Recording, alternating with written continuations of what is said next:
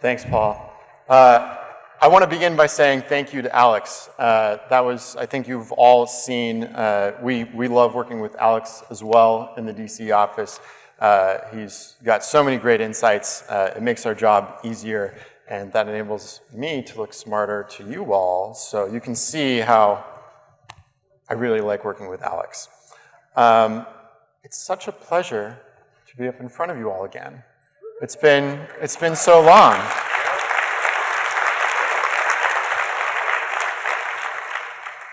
I'm going to talk for about 30 minutes, and then we're going to allow plenty of time for questions on those cards. And in that time, I will cover first a logistical update regarding the scheduling of lobby meetings. Then I'm going to talk about what our mission is this lobby day, what ground we can take. I'll provide a brief review of the primary and supporting asks, and then I'm going to provide some perspective of other organizations in this moment, how they're interfacing with Congress. And then I'll end with some closing thoughts.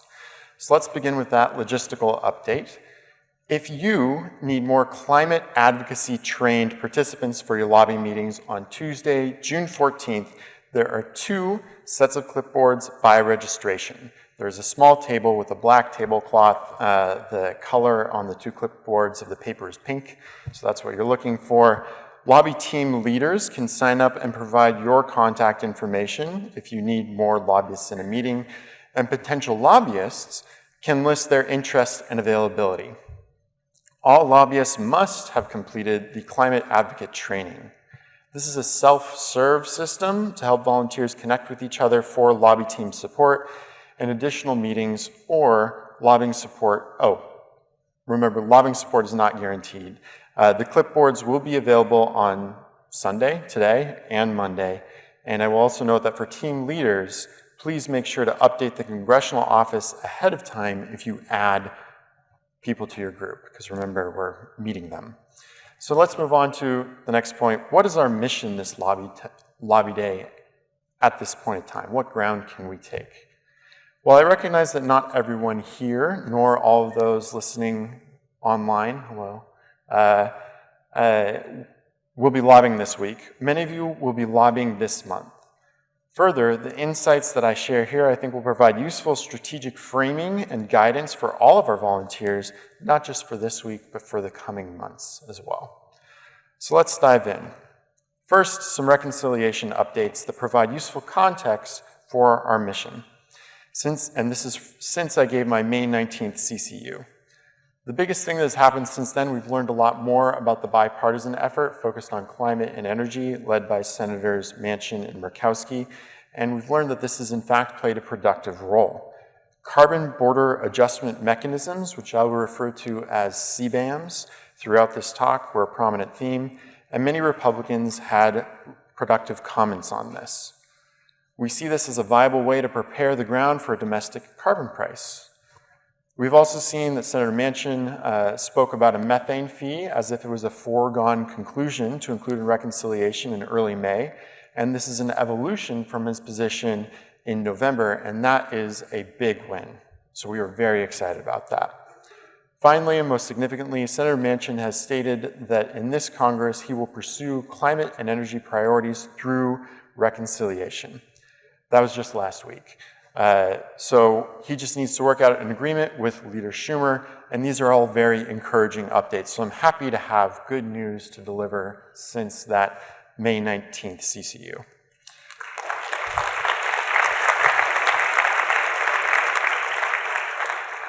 So what is our mission? This lobby day with Democrats, we can get them prepared to vote for the final package. Assuming that Senator Manchin and Leader Schumer do come to an agreement, that will basically be it. That will be the final package. There's not going to be an opportunity for outside groups to get in there and influence the details. That is not how the final negotiations have been working in the COVID era. The time for that was in the fall. And we struck hard within that opportunity window. So I want to say thank you again to everyone who acted in that window, getting those 54,000 calls and letters to Congress in that time. I think that was extremely on point. So thank you again, everybody who did that. Whatever Senator Manchin and Senator Schumer agreed to is going to be what passes the Senate and what is forced upon the House. In this lobby day, we can prepare Senate, rank-and-file House, and progressive House Democrats to vote yes on that package.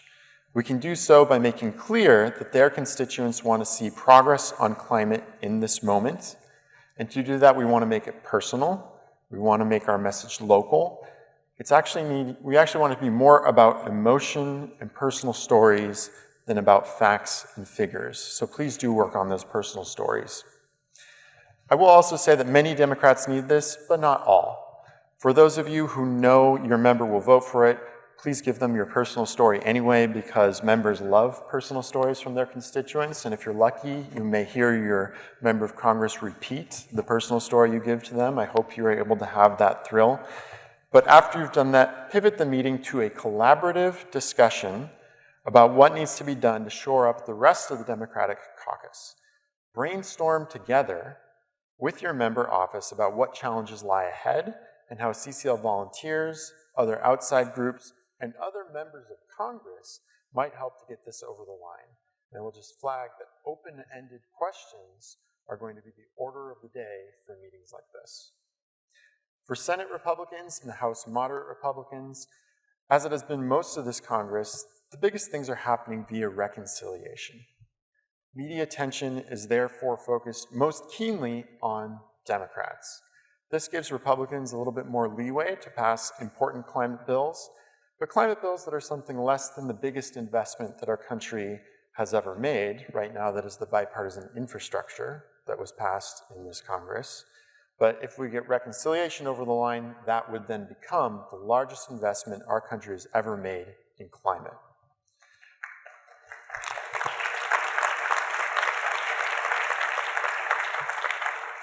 I think that deserves applause because this is the opportunity in front of us. That's what we are about, the biggest investment our country has ever made in climate. So there are other climate bills out there. We want to get these Senate Republicans and these moderate House Republicans to be on the record, on the permanent record, for climate solutions that they are then going to want to defend in the next Congress. That's what we want to achieve with moderate House Republicans and Senate Republicans this lobby day. For populist House Republicans, the bipartisan Murkowski-Manchin conversation turned up a surprise, with CBAMs as perhaps the policy the participants were most interested in continuing to talk about. And we ended up with strong statements from many Republicans in favor of those carbon border adjustment mechanisms. That is momentum. We want to seize on that momentum to get more Republicans to think seriously about a CBAM. Though they are primarily thinking about it without a domestic carbon price, the reality is doing this without a domestic carbon price would be destructive to jobs in our country. It would be destructive to our economy. This reality will become clear in time. Our mission this lobby day is to get them excited about it now, in this moment, with the help of that momentum, so excited that they are willing to pass a domestic carbon price in the future. We are going to take this ground with the primary and supporting asks. Before I dive more deeply into the primary and supporting asks, let me first refresh your memory. You've heard a lot about this today in the CCUs, but let's go over it one more time, about the segments we have started using in advance of this lobby day. We've used segments in the past, but we are really being more intentional about it in this lobby day in the hopes that this will enable you to have greater success in planning for and executing your lobby meetings. I will note that you all have a brief description of each of the segments in your conference programs on page 9, so it's already in there. The next session after this, you'll be able to get a deep dive into each of those segments led by government affairs staff and get some practice lobbying them with the help of that same staff, with the addition of some of our fantastic RCs and some really outstanding volunteers who have volunteered to help lead those missions. So actually, can we get a round of applause in advance for our wonderful RCs, those volunteers?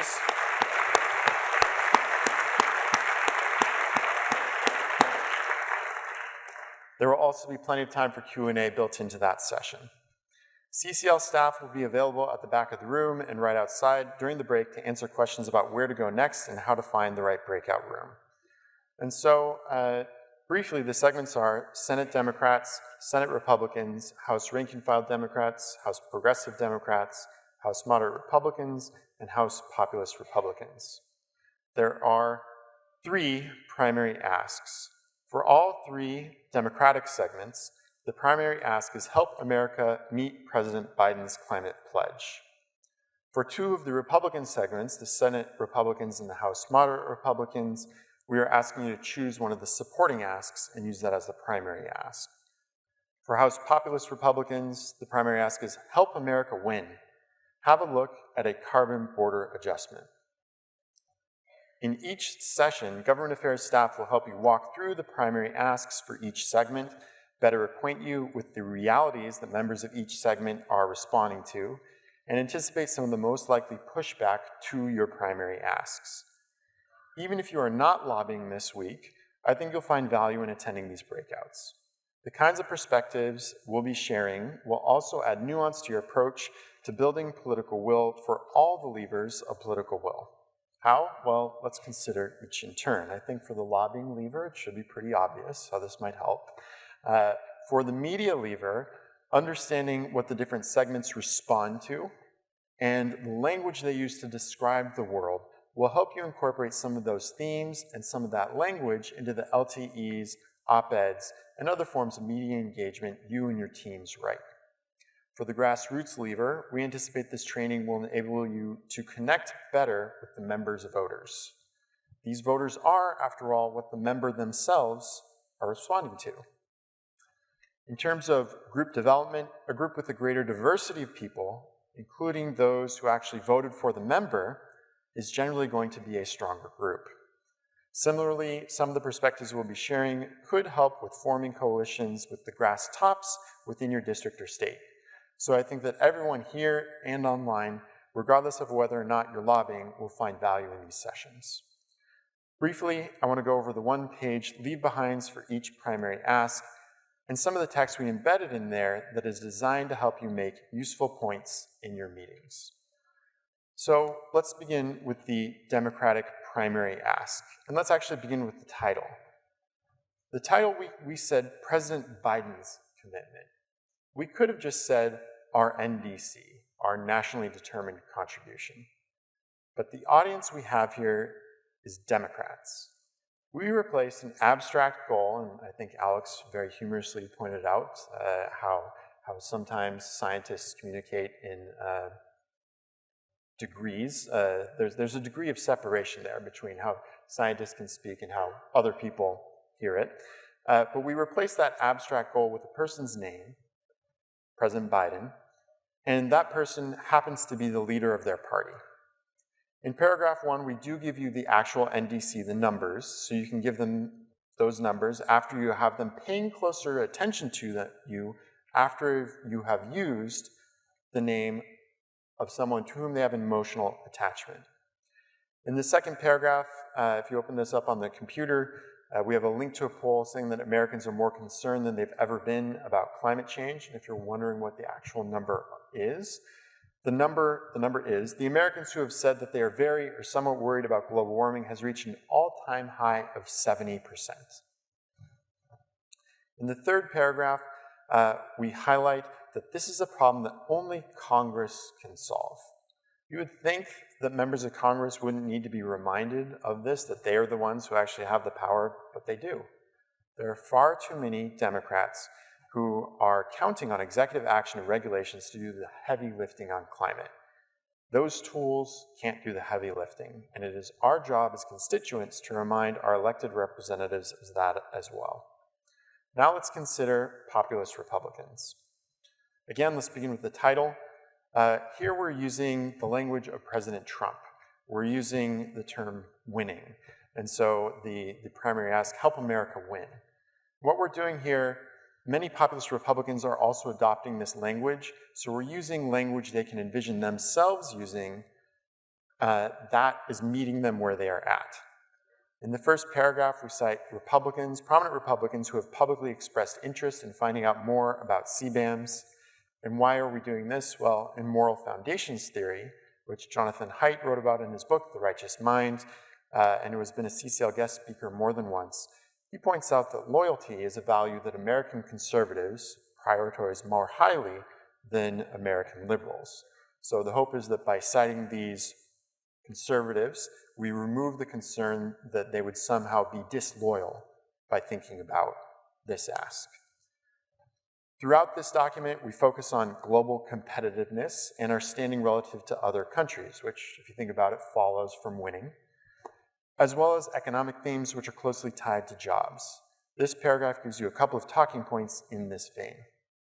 Because border carbon adjustments, or CBAMs, are so complex, they've always been the most complex part of carbon fee and dividend, we have also provided a companion document, and we have provided an explainer to the companion document that goes over these in more detail. It gives you more talking points. For example, it actually includes the quotes from the Republicans, and it talks about the timeline that the EU is using. So these may be two documents that you want to check out in advance if you are planning a meeting with a populist Republican.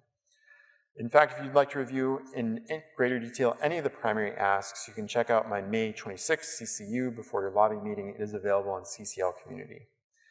Of course, that's only 4 segments, and that's because for the last 2 segments, we're asking you to use one of the supporting asks as a primary ask. So let's talk about those next.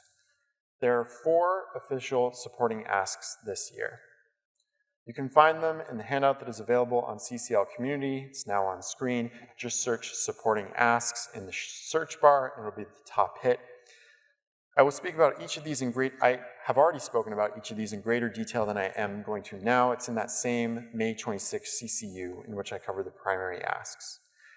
In general, supporting asks are going to be more important for Republican offices than Democratic offices this lobby day.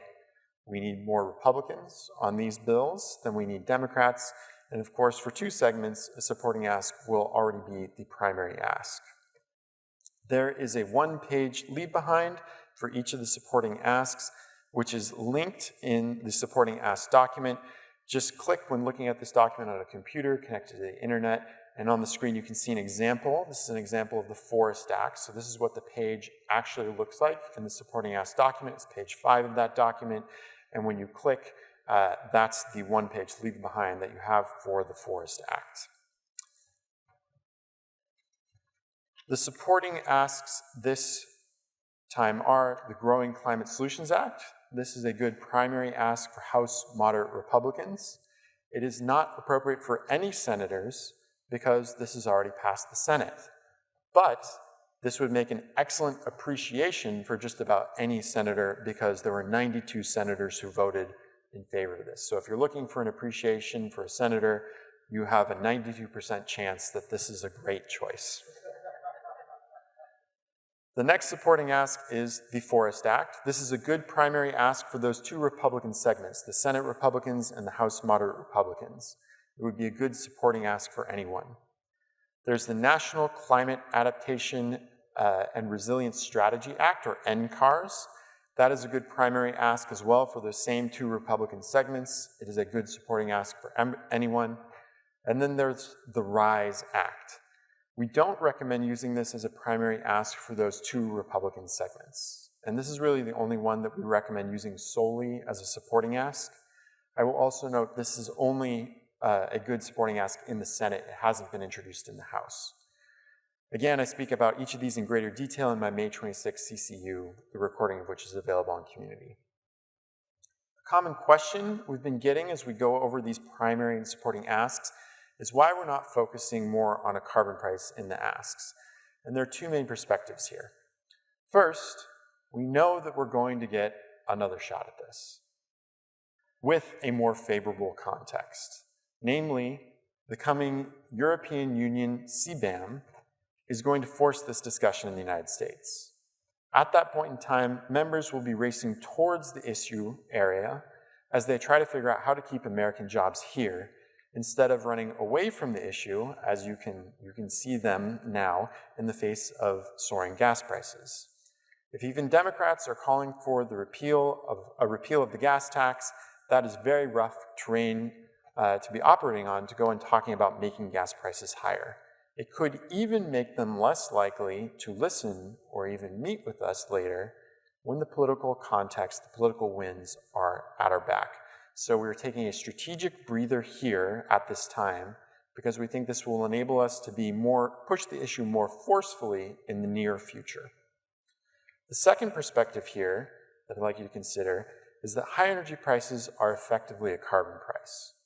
It may comfort you to think of it this way, but because this is happening very rapidly and without a dividend, this is not something to highlight in or out of Congress. This is not a talking point. This is just a make you feel better point.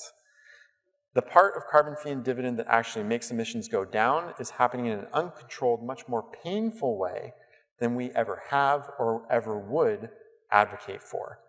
Just since January, you've seen the equivalent of a $91 carbon price increase on gasoline.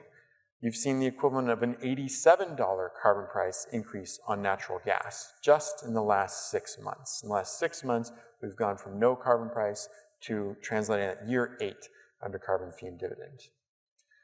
It is too early for definitive evidence. Again, this is the make you feel better point. But again, in the vein of doing that, there are already some indications of behavior changing. What I'm talking about, this was actually highlighted as the chart of the week in last week's last week on our newly launched Nerd Corner. This is a new space run by the research department on CCL community. Check it out, we're nerdy. And it does appear that EV uptake is spiking as you have seen this great increase in, this large increase in gas prices. We expect we'll be able to say more on the effectiveness of a carbon price, an effective carbon price, increase energy prices in the United States as we gather more data on consumer responses to high energy prices. Getting back to why we're not emphasizing a carbon price more at this moment, Democrats really need to get reconciliation over the line.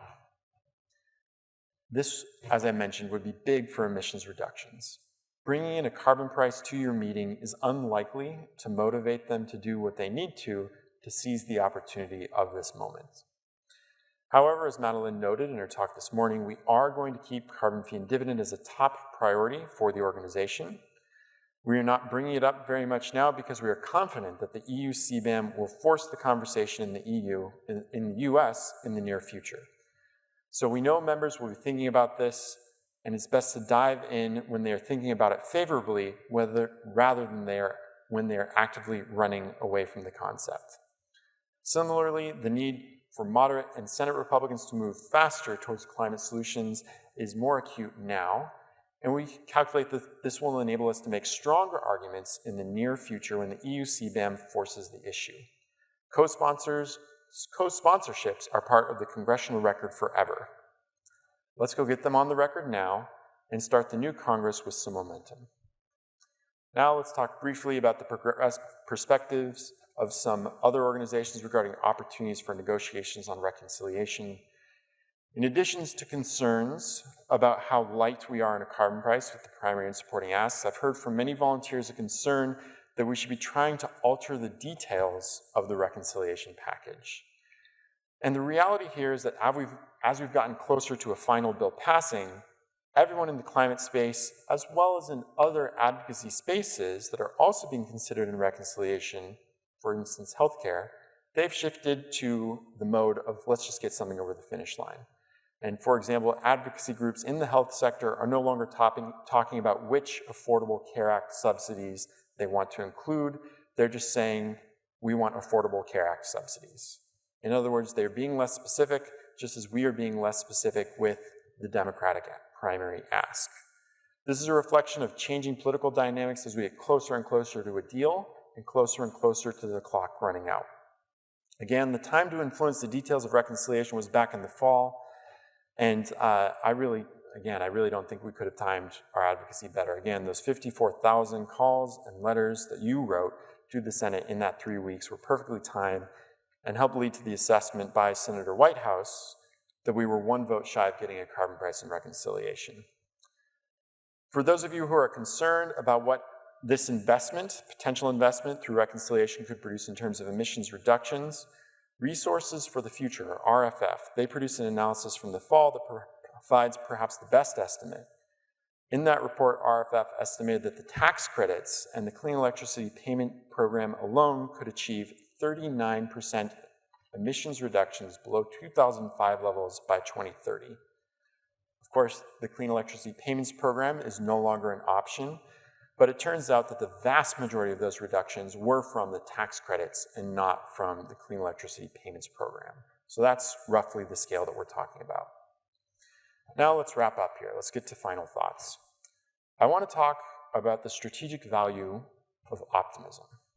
This is, of course, a CCL value, one of our 7 core values, along with focus, relationships, integrity, personal power, being nonpartisan, and diversity. Often in our society, we tend to focus exclusively on who was right and who was wrong. We're living in a time that is eliminating gray areas. Ideologies are pushing discussions towards shouting matches, which is driving the polarization we are all struggling against. And this leads to binary right-wrong thinking.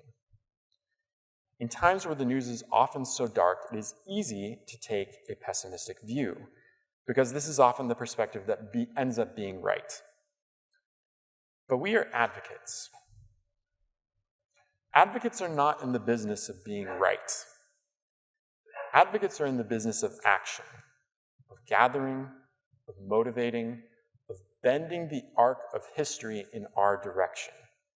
If you're trying to bend the arc of history, then you should be less concerned about who was right. You should be more concerned about what are the processes that make it more likely that what happens is what you actually want to happen. And you know what makes it more likely that the things you want to have happen are going to happen? Optimism. Why is it that optimism...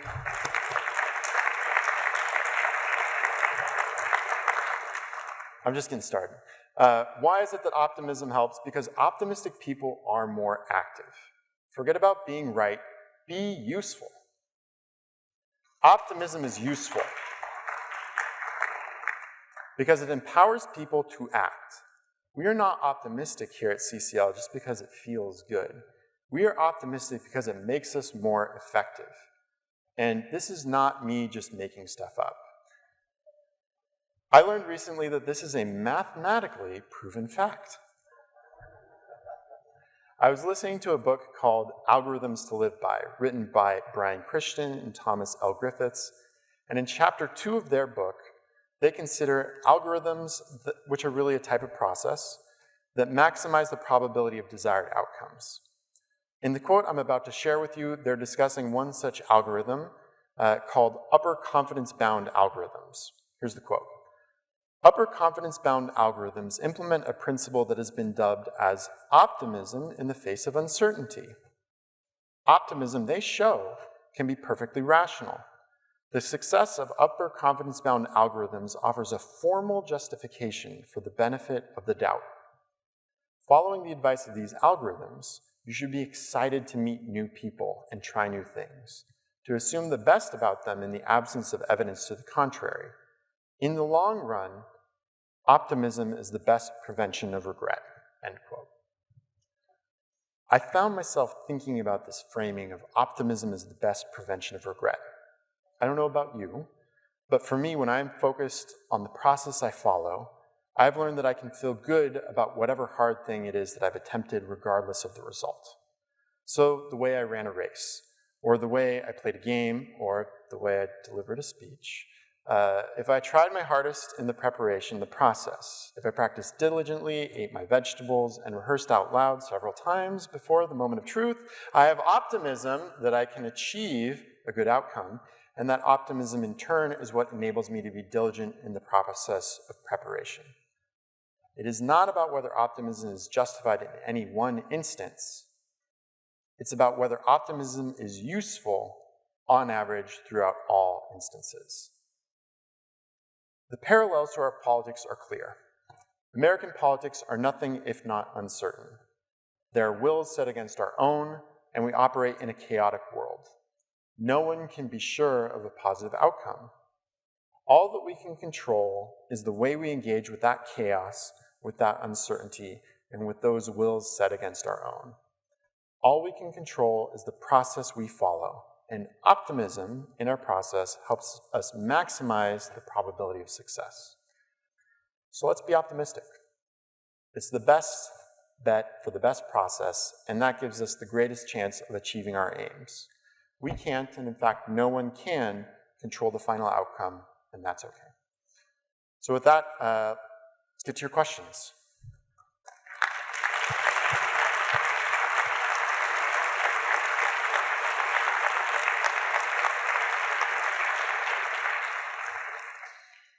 All right, Danny, we have one question from a volunteer who's tuning into the conference virtually.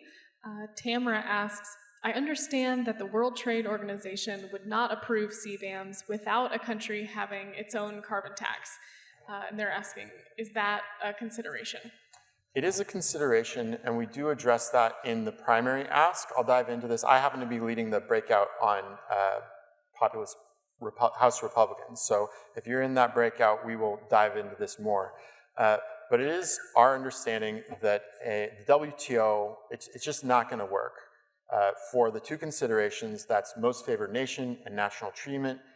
In the WTO, that's in the General Agreements on Trade, Tariffs and Trade, the GATT, if you don't have a domestic and explicit domestic carbon price, you're going to end up in violation of one of those two principles. And so I will belabor this in the breakout. The third paragraph of that one-page leave behind, we invite them to consider a bill that we do not think is going to be WTO compliant, but we want them to do it anyway. We are not endorsing that bill. We're not asking for co-sponsors on that bill because CCL, we only want to endorse bills that we think are going to be WTO compliant. That's the positioning we want. So I recognize that this is, again, border carbon adjustments, CBAMs, they are the most complicated thing that we have engaged on, and this positioning adds to that. But the volunteers' perception is correct. The next question asks, what components do you believe will be contained in budget reconciliation? I think that for our issue, for climate, I think that we've been hearing about $330 billion recently. I think that will include the bulk of the tax credits that, again, I think were the bulk of getting to that 39% reduction below 2005 levels by 2030. I also think we're going to have a methane fee. Those are the main things that I feel confident are going to be in the final package for climate. All right, this is more of a logistical question. Where can we get the printed handouts to use if we have lobby meetings in person? What we have been recommending recently is that you print those out on your own in advance. And we also recommend that you send the handouts you're going to talk about the day before to the staffer you're going to meet with. And so if you do that, they'll have time to review. You can have a more substantive discussion in the meeting. So if you don't have access to the printer, you don't want to go to the hotel lobby, just plan to send it in advance, and you can have that discussion. There's going to be less moving of paper, so that's the plan. All right, our next question is from Mike here from Milwaukee. Hi, Mike. He's asking, do we still ask grass tops to endorse the Energy Innovation and Carbon Dividend Act given inflation, high gas prices, etc.? I think that depends. I think that the political calculus for grass tops is different than it is for members of Congress. I have gotten this question a couple of times, and we've been recommending one of the more general endorsements that we also provide support on. For example, supporting a carbon price. Right now, I think that's more likely to have a longer lifespan than a ask for an endorsement of the Energy Innovation and Carbon Dividend Act specifically.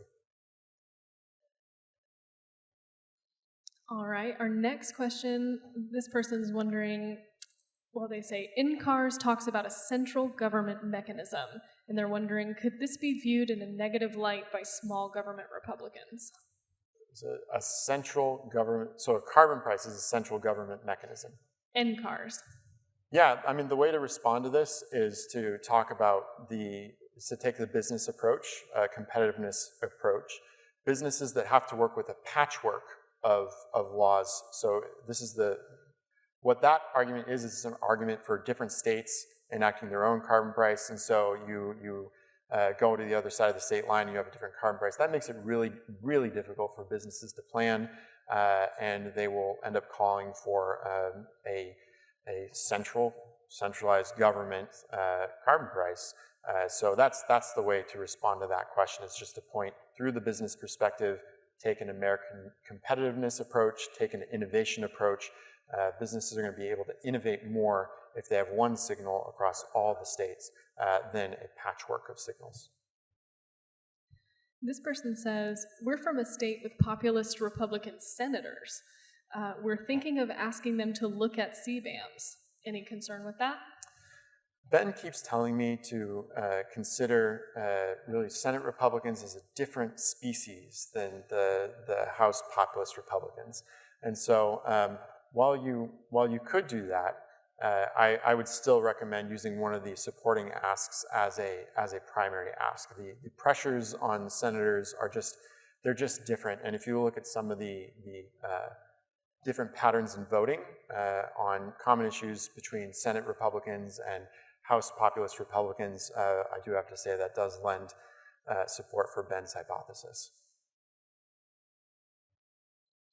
This next question says, do you think that pushing for the RISE Act applies or gives value for landlocked states, such as Nebraska, Colorado, Kansas? To pass a bill, everybody needs to vote on it. So yes, I do think that that can be a valuable supporting ask in the Senate, again, because it's only in the Senate. Everybody needs to vote on it. And so I do think that you need to think about your particular member, but we do think that that is an ask that has value in every state.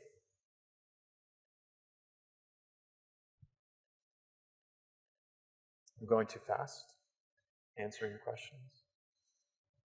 All right, we have one more from someone tuning in virtually, asking, how will increased American energy efficiency in manufacturing help us related to CBAMs from the EU, or even, well, they say even China. I don't know if there's one coming from China, but...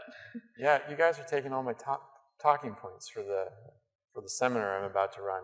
But this is, with House populist Republicans, the number one thing that we expect them to push back on when you make the primary ask is China. They're the biggest polluter in the world. And the way to push back on that is, well, exactly. That's why we want you to look at a CBAM, because this is about holding them to account. America is great. We already have very low carbon manufacturing in the United States. So if we have them actually pay a fair and equivalent price for their emissions, we win. That's the response. And so you'll hear me again if you're going to meet with House populist Republicans. All right, and one last question. So Madeline mentioned this morning that CCL will be putting emphasis on nature-based solutions, starting with forests, and we're just wondering about how the Forest Act relates to that. I think that it's a nature-based solution, and it does start with forests. So I think that it is certainly in the vein of our future direction.